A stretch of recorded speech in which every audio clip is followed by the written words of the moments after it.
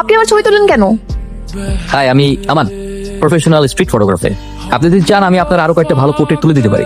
তো আপনি আপনার সৌন্দর্য বন্দি করুন না, আপনি আমার ছবি কেন তুলছেন? তুই যদি এটা পছন্দ না করেন, আমি রিয়েলি সো সরি। পানি কেন? আমার মনে হচ্ছে আপনার প্রয়োজন। ভরসা করতে পারেন, অতটাও খারাপ মানুষ নই। একজনকে পাওয়ার জন্য সবকিছু ত্যাগ করে চলে আসছি, জানি না সে আসবে কিনা, তবুও তার জন্য অপেক্ষা করছি। এটাই হচ্ছে এই যুগের ভালোবাসা।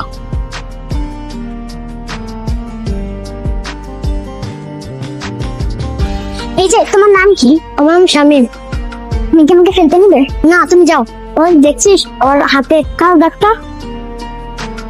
তুমি জানো আমার আম্মু কি বলেছে? সৌন্দর্য হলো আল্লাহ দৃষ্টির ছাপ। তুমি কি জানো তোমার এই দাগটা কতটা ইউনিক? এর জন্য তোমাকে সবার থেকে আলাদা লাগে। তুমি কি আমার বন্ধু হবে? আরে বাবা, কান্নাকাটি করছো কেন? আমি তো চেষ্টা করছি, তাই না? অযথা কান্নাকাটি করো না তো। তোমরা আমাকে মাফ করে দিও, ওদের কষ্ট দিচ্ছি। এখন আর কান্নাকাটি করতে হবে না, যা হবার তা তো হয়ে গেছে। যা ভিতরে যা। আমাদের দেশের অবস্থা দেখতেই পাচ্ছেন। নির্দিষ্ট বাস স্থান থাকা সত্ত্বেও বাসগুলি রাস্তায় দাঁড়িয়ে এলোমেলো যাত্রী ওঠানামা করছে। সামনে একটি হসপিটাল আছে, যে কোনো সময় দুর্ঘটনা ঘটে চলতেছে না। ভাই, ইজ ইট লাইভ? আপনি একটু যানজট হিসেবে কিছু বলেন। হ্যাঁ, আমি বলতে চাই। Hello Sara, it's me. ভাই ভাই ভাই, প্লিজ আমাকে বলতে দেন না ভাই, আমার জীবন মরণের প্রশ্ন, please please. Hello Sara, it's me. ওই যে তার সাথে বাস স্ট্যান্ডে দেখা হয়েছিল স্যার, আমি তোমাকে সেদিন প্রথম দেখার পরে বুঝতে পেরেছিলাম it's my school friend. Sir, তোমার মনে আছে তোমার হাতে সেই ইউনিক চিহ্নটা? আমি ওটা দেখেই বুঝতে পেরেছিলাম যে তুমি আমার সেই স্কুল ফ্রেন্ড। স্যার, আমি তোমাকে আবারও পেয়ে হারিয়ে ফেললাম। স্যার, তুমি যদি এটা দেখে থাকো, please please please do contact with me. Here is my contact number 01। Thank you very much, thank you very much.